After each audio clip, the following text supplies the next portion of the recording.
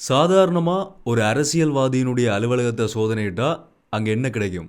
நிறைய ஆவணங்கள் கிடைக்கும், பொதுமக்களுக்கான நலத்திட்டங்கள் தொடர்பான செயல்பாடுகள் கிடைக்கும், இல்லாட்டி அதையும் தாண்டி ஒரு ஊழலில் ஈடுபட்ட அரசியல்வாதின்னு சொன்னால் பணம் கிடைக்கும், இல்லாட்டி ஒரு சில பியர் பாட்டில்ஸ், சில வாகனங்கள், இந்த மாதிரி ஒரு பொதுவான விடயங்கள்லாம் எங்களுக்கு ஆச்சரியத்தை ஏற்படுத்தாத பொதுவான விடயங்கள்லாம் பெரும்பாலும் கிடைக்கும். ஆனால் இலங்கையினுடைய இப்போ ஒரு மிகப்பெரிய பேசு பொருளாக மாறி இருக்கக்கூடிய சிவனேசதுரை சந்திரகாந்தன் என்று சொல்லப்படுற பிள்ளையானினுடைய மட்டக்களப்பு வாவிக்கரை அலுவலகத்தை சோதனையிட்ட இடத்துல அங்கே என்ன பொருட்கள் கிடைச்சிருக்குன்னு சொன்னால், ஆரம்பத்தில் நிறைய ஆவணங்கள் கிடைச்சிருக்குது, அதுக்கு பிறகு துப்பாக்கி ரவைகள் மீட்கப்பட்டிருக்குது, பெரிய மெஷின்கன் கிடைச்சதா சொல்லப்படுது. இப்போ நிலத்துக்கு கீழே 2 பேருனுடைய உடல்கள் கண்டுபிடிக்கப்படுதா சொல்லப்படுது. அது இன்னுமே உறுதிப்படுத்தப்படலை, ஆனால் உடல்களும் இருக்கலாம்னு சொல்லி பேசப்படுது. அடுத்த கட்டமாக இப்போ உறுதிப்படுத்தப்பட்டிருக்கிற ஒரு முக்கியமான பொருள் என்னென்னு சொன்னால், சேட்டலைட் ஃபோன், செயற்கைக்கோள் தொலைபேசி கண்டுபிடிக்கப்பட்டிருக்குது. ஒரு சாதாரண அரசியல்வாதியினுடைய அலுவலகத்தில் சேட்டலைட் ஃபோன் வரைக்கும் வச்சு அங்கே பெரிய மிக ஆழமான செயற்பாடுகள் எல்லாம் அங்கே நடந்திருக்கிறதா இப்போ அதிகாரிகளால் உறுதிப்படுத்தப்பட்டிருக்குது. இந்த வீடியோவில் 2 முக்கியமான விஷயங்கள் பற்றி பார்க்க போகிறோம். ரெண்டுமே கிட்டத்தட்ட ஒன்று கொண்டு பொருந்தக்கூடியதான். ஒன்று, இந்த பிள்ளையான் தொடர்பாக இப்போ வந்திருக்கக்கூடிய அதிர்ச்சி ஏற்படுத்தக்கூடிய நிறைய முக்கியமான தகவல்கள். இன்னொரு பக்கம் யாழ்ப்பாணம் செம்மணி மனித புதைகுழி, நேற்று வரைக்கும் 7 மனித எச்சங்கள் வந்து கண்டுபிடிக்கப்பட்டிருக்குது. அது தொடர்பான அப்டேட்ஸும் வந்திருக்குது. இது ரெண்டையும் தான் தெளிவாக இந்த வீடியோவில் முழுமையாக பார்க்க போகிறோம். என்ன விஷயம் மட்டும் தெளிவாக ஒவ்வொன்றாம் முதலேருந்தே சொல்கிறேன். அனைவருக்கும் வணக்கம், நான் உங்கள் விகே கரிகாலன். அதெல்லாம் என்னோட பார்க்குறதுக்கு முதல் தொடர்ச்சி என்னுடைய எல்லா அப்டேட்ஸையும் பார்க்கணும்னு சொன்னால், இனிமேல் சப்ஸ்கிரைப் பண்ணலன்னு சொன்னால் மறக்காமல் சப்ஸ்கிரைப் பண்ணி அந்த பெல்லைக்கனை கிளிக் பண்ணி ஒரு ஆப்ஷன் வச்சுக்கோங்க. அப்போ நான் அப்லோட் பண்ண வீடியோஸ் எல்லாமே தொடர்ச்சி உங்களுக்கு கொடுங்க நோட்டிஃபிகேஷன்ஸாக வரும். அதே மாதிரி யாராவது நான் பர்சனலாக ஃபாலோ பண்ணிட்டு சொன்னாலும் இன்ஸ்டாகிராமில் போய் விகே கரிகாலன் சர்ச் பண்ணிங்கன்னு சொன்னால் ப்ரிஃபரும் எங்கே மாதிரி ஃபாலோ பண்ணிக்கொள்ளுங்க. இந்த வீடியோ லைக் பண்ணுறது மட்டும் வீடியோ கடைசியில் முடிஞ்ச வரைக்கும் எல்லாருக்குமே இந்த வீடியோ ஷேர் பண்ணி விட்டுருங்க. முதலாவது விஷயம், கடந்த 2 மாதமாக இலங்கைக்குள்ள ஒரு மிகப்பெரிய பேசு பொருளாக மாறி போய்கொண்டிருக்கிற ஒருத்தர் தான் சிவனேசதுரை சந்திரகாந்தன் என்று சொல்லப்படுற பிள்ளையான். ஆரம்பத்தில் இலங்கையினுடைய விடுதலை புலிகள் அமைப்பில் இருந்து அதுக்கு பிறகு விலகி தனியொரு அரசியல் கட்சி ஆரம்பித்து, மட்டக்களப்பில் ஒரு அரசியல் கட்சி ஆரம்பித்து பெரிய பெரிய பதவிகள் எல்லாம் இருந்த ராஜபக்சக்களினுடைய நெருங்கிய ஒரு நபராக கருதப்படுற இந்த பிள்ளையான் என்று சொல்லப்படுற சிவனேசதுரை சந்திரகாந்தன், இவர் வந்து ஏப்ரல் மாதம் 8ஆம் தேதி அளவில் வந்து கைது செய்யப்பட்டிருந்தார். இலங்கையினுடைய குற்றப்புலனாய்வு பிரிவினரால், சிஐடியினரால் நேரடியாக கொழும்புல இருந்து மட்டக்களப்புக்கு போய் அங்கே வச்சு இவரை வந்து கைது செய்திருந்தார்கள். அந்த நேரத்தில் இவர் கைது செய்யப்படுறதுக்கான காரணமாக பேசப்பட்டது இலங்கைக்குள்ளே நடந்த ஏப்ரல் குண்டு தாக்குதல் தொடர்பாக அதுன்ற விசாரணைகளுக்காக தான் இவர் கைது செய்யப்பட்டிருக்கலாம் அப்படின்னு சொல்லப்பட்டது. ஆனால் அதுக்கு பிறகு வந்த தகவல்களினுடைய அடிப்படையில், குற்றப்புலனாய்வு பிரிவினரால் வெளியிடப்பட்ட தகவல்களினுடைய அடிப்படையில் 2006ஆம் ஆண்டளவில் காணாமலாக்கப்பட்ட ரவீந்திரநாத் என்று சொல்லப்படுற கிழக்கு பல்கலைக்கழகத்தினுடைய துணை பேராசிரியர், அவருடைய வழக்கு தொடர்பாக தான் இவர் கைது செய்யப்பட்டிருக்கிறார் என்று சொல்லி ஒரு விடயம் வந்து சொல்லப்பட்டது.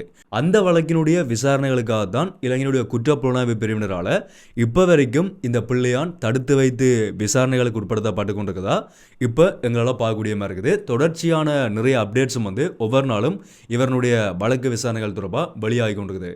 இந்த ரவீந்திரநாத் என்று சொல்லப்படுற துணை பேராசிரியர் கொழும்புல வச்சு ஒரு கூட்டம் முடித்து வெளியில் வரும்போது ஒரு சில நபர்களால் இவர் கடத்தப்பட்டதா இவருடைய விசாரணைகள், இவருடைய வழக்கினுடைய விசாரணைகளுடைய வெளிப்பாட்டிலிருந்து உறுதிப்படுத்தப்பட்ட தகவல்களாக இப்போ வரைக்கும் எங்களால் பார்க்கக்கூடிய மாதிரி இருக்குது.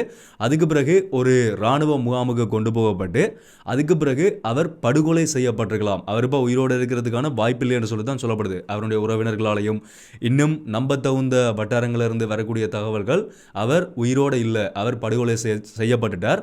அவர் படுகொலை செய்யப்பட்டதுக்கும் இந்த பிள்ளையானுக்கும் நேரடியான தொடர்பு இருக்குன்னு சொல்லித்தான் இவர் மீதான விசாரணைகளும் இப்போ வரைக்கும் வெளியாக இருக்கக்கூடிய தகவல்களையும் எங்களால் பார்க்கக்கூடிய மாதிரி இருக்குது. ஸோ இந்த வழக்கு விசாரணையினுடைய ஒவ்வொரு கட்டங்களில் நிறைய தகவல்கள் அந்த கடத்தப்பட்ட வழக்கு மட்டும் இல்லாமல் ஏனைய வழக்குகள் தொடர்பாகவும் நிறைய வெளியாகி கொண்டிருக்குது. அதில் முக்கியமான நாங்கள் பார்க்கக்கூடிய ஒரு விடயம்தான் இலங்கையினுடைய 2019ஆம் ஆண்டு ஈஸ்டர் குண்டு தாக்குதல். அந்த குண்டு தாக்குதலோட பிள்ளையானுக்கு நேரடியான தொடர்பு இருக்குது. இவர்கள்லாம் திட்டமிட்டு அந்த குண்டு தாக்குதலுக்கு வந்து பிரதானமான சூத்திரதாரியாக இருந்திருப்பார்கள் என்று சொல்லியும் ஒரு பக்கமாக நிறைய விடயங்கள் பேசப்படுது. அதனால தான் ராஜபக்சக்கள் மீதான கடுமையான அழுத்தங்கள் மக்கள் மத்தியில் எதிர்ப்பான விஷயங்கள் எல்லாம் வந்திருந்தது.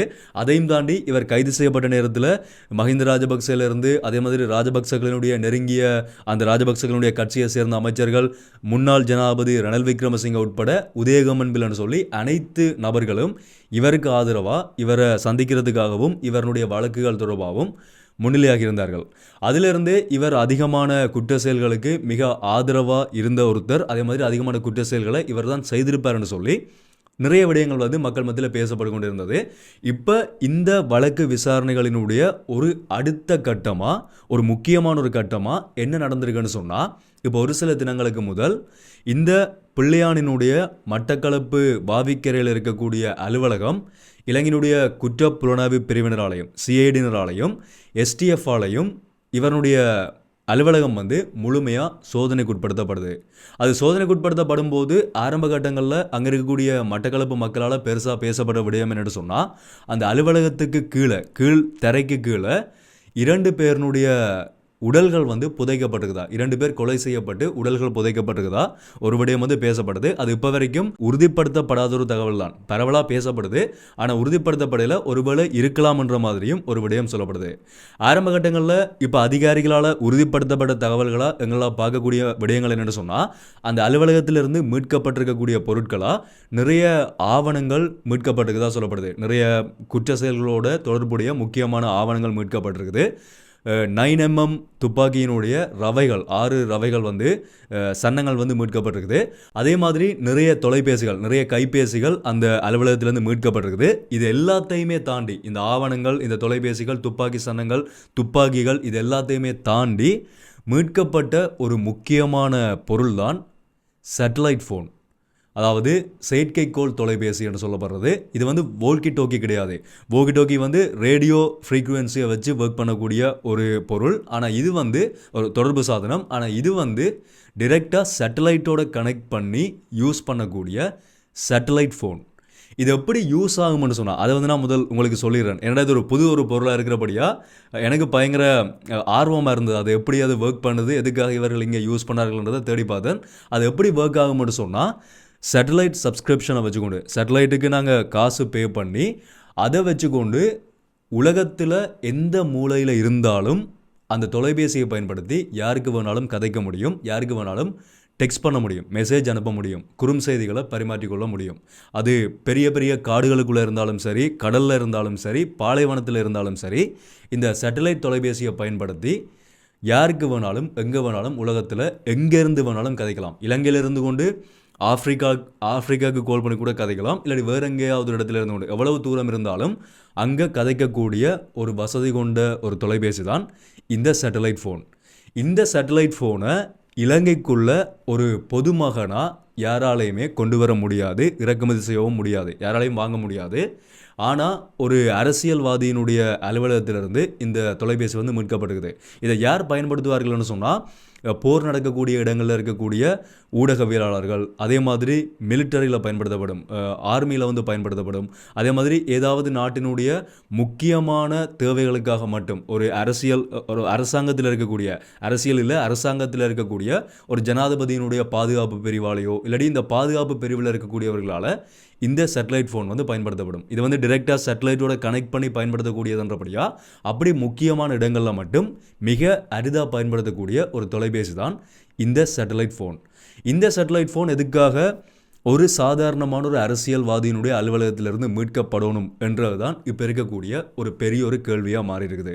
ஏற்கனவே இவருக்கு எதிரான ஆதாரங்கள் மிக வலுப்பெற்ற ஆதாரங்களாக நிறைய தொடர்ச்சியாக திரட்டப்பட்டு கொண்டே வருது. நிறைய ஆதாரங்கள் உறுதிப்படுத்தவும் பட்டிருக்குது. நிறைய கொலைகள், நிறைய பிரச்சனைகள், நிறைய ஆழ்கடத்தல்களோட சம்பந்தப்பட்ட ஒரு நபராக தான் இந்த பிள்ளையான் சொல்லப்படுறார். இவர் கைது செய்யப்பட்டதை தொடர்ந்து இப்போ இந்த டேட் வரைக்கும், இன்றைய நாள் வரைக்கும் இவரோட தொடர்பில் இருந்த இவருடைய சாரதியிலிருந்து, இவருடைய அலுவலகத்தில் பணிபுரிந்தவர்களிலிருந்து, இவருடைய நெருங்கிய சகாக்கள் உட்பட அனைத்து தரப்பினரும் தொடர்ச்சியாக இலங்கையினுடைய குற்றப்புலனாய்வு பிரிவினரால் கைது செய்யப்பட்டு கொண்டும் இருக்கிறார்கள், விசாரணைகளுக்கு உட்படுத்தப்பட்டு கொண்டும் இருக்கிறார்கள். ஒரு மிக நெருக்கமான ஒரு கேஸாக வந்து இவர் மேலே தொடர்ச்சியான வழக்குகள் இவர் மேலே வந்து பதிவு செய்யப்பட்டிருக்குது. அதே மாதிரி விசாரிக்கப்பட்டு கொண்டும் இருக்குது. ராஜபக்சர்களுக்கு ஒரு நடுக்கத்தை ஏற்படுத்தின ஒரு நபர் என்று சொல்லியே இவரை வந்து சொல்லலாம். இப்போ வரைக்கும் ராஜபக்சர்களுடைய தரப்பிலிருந்து நிறைய பேர் இவரை சந்திக்கிறதுக்கான முயற்சிகளில் ஈடுபட்டு கொண்டு வரதாகவும் எங்களால் ஒரு பக்கமாக பார்க்கக்கூடிய மாதிரி இருக்குது. ஸோ இப்போ வரைக்கும் வந்திருக்கக்கூடிய தகவல்களினுடைய அடிப்படையில் இவ்வளவு விடயங்களும் இந்த பிள்ளையானோடு சொல்லப்படுற சிவனேசத்துறை சந்திரகாந்தன் என்ற ஒரு அரசியல்வாதியினுடைய பக்கத்திலிருந்து எங்களால் பார்க்கக்கூடிய விடயங்களாக இருக்குது. தொடர்ச்சியான விசாரணைகள் முன்னெடுக்கப்பட்டு கொண்டு வருது. அடுத்த கட்ட விசாரணைகளிலிருந்து இன்னும் நிறைய தகவல்கள் வெளியில் வரலாம்னு சொல்லி எங்களால் எதிர்பார்க்க முடியும். அது எல்லாமே வரும்போது அடுத்தடுத்த வீடியோக்குள்ள கண்டிப்பாக நான் அதில் எல்லாத்தையுமே அப்டேட் பண்ணுறேன். ஓகே, ரெண்டாவது விடயம் என்னென்னு சொன்னால் யாழ்ப்பாணம் செம்மணி மனித புதைகுழி. இதுவும் இலங்கைக்குள்ள பெரிய அளவில் பேசப்படக்கூடிய ஒரு முக்கியமான விடயம். யாழ்ப்பாணம் அரியாலை செம்மணி சிந்துபாத்தி இந்து மயானத்துக்குள்ள ஒரு புதைகுழியிலிருந்து மனித எச்சங்கள் கண்டுபிடிக்கப்பட்டது.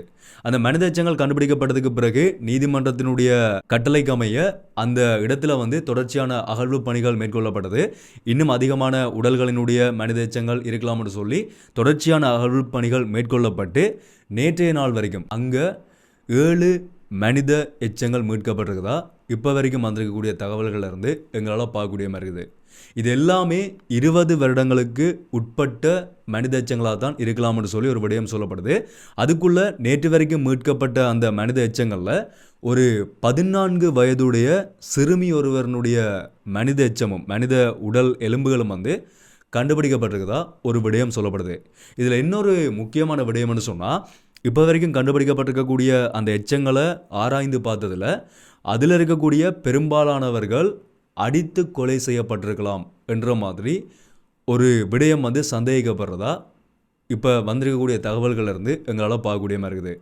இப்போ வரைக்குமே தொடர்ச்சியான அகழ்வு பணிகள் மேற்கொள்ளப்பட்டு கொண்டு வருது. அங்கே இன்னும் அதிகமான மனித உடல்கள் புதைக்கப்பட்டிருக்கலாம். அது சாதாரணமாக ஒரு மயானம் என்று சொல்கிறபடியாக மயானத்தில் உடல்கள் புதைக்கப்பட்ட மாதிரி எந்த ஒரு அடையாளமுமே இல்லை. என்னென்னு சொன்னால் அதில் மீட்கப்பட்டிருக்கக்கூடிய உடல்களினுடைய அந்த எச்சங்களை பார்க்கும்போது அதிகாரிகளால் சொல்லப்பட்டிருக்க விடயம் என்னென்னு சொன்னால் எல்லாமே வேறொரு இடத்துல கொலை செய்யப்பட்டுட்டு இங்கே கொண்டு வந்து புதைக்கப்பட்டிருக்கலாம். ஒன்றுமே சாதாரணமான ஒரு மயானத்தில் உடல்கள் எப்படி புதைக்கப்படுமோ அந்த வடிவத்தில் புதைக்கப்படலை. எல்லாமே கொண்டு வந்து குவிக்கப்பட்ட மாதிரி தான் அந்த இடத்துல புதைக்கப்பட்டிருக்குதா ஒரு விடயம் சொல்லப்பட்டிருக்குது. இது ஒரு மிகப்பெரிய இலங்கைக்குள்ளே முக்கியமாக பார்க்கப்படக்கூடிய ஒரு விடயம்னு சொல்லலாம். ஏன்னா கடந்த காலங்களில் நடந்திருக்கக்கூடிய செயல்பாடுகள் எல்லாமே எல்லாருக்குமே தெரியும். ஸோ அதை வச்சு கொண்டு பார்க்கும்போது இது முக்கியமான ஒரு விடயமாக எதிர்காலத்தில் மாறுமன்றதை வந்து எங்களால் பார்க்கக்கூடிய ஒரு விடயமாக இருக்குது. அடுத்த கட்டமான அகழ்வு பணிகளும் தொடர்ச்சியாக முன்னெடுக்கப்பட்டு கொண்டு வருது. இந்த விடயம் தொடர்பான அப்டேட்ஸ் வரும்போதும் அதையும் நான் அடுத்தடுத்த வீடியோவில் கண்டிப்பாக அப்டேட் பண்ணுறேன். ஸோ இந்த 2 விடயங்களையும் தான் உங்களோட இன்றைக்கி நான் ஷேர் பண்ணிக்கணும்னு வச்சிருந்தேன். இதை பற்றி உங்களுடைய கருத்துக்கள் தான் நீங்கள் தாராளமாக கிளியர் இருக்காமல் சொல்லலாம். தொடர்ச்சியாக எல்லா அப்டேட்ஸும் பார்க்கணும்னு சொன்னால் சப்ஸ்கிரைப் பண்ண இருந்தீங்கன்னு சொன்னால் சப்ஸ்கிரைப் பண்ணி அந்த பெல் ஐக்கனை கிளிக் பண்ணி ஆல் ஆப்ஷன் வச்சுக்கோங்க. அப்போ நான் அப்லோட் பண்ண வீடியோஸ் எல்லாமே தொடர்ச்சி உங்களுக்கு கொடுங்க நோட்டிஃபிகேஷன்ஸாக வரும். ஸோ மீண்டும் ஒரு வீடியோவில் சந்திப்போம். நன்றி.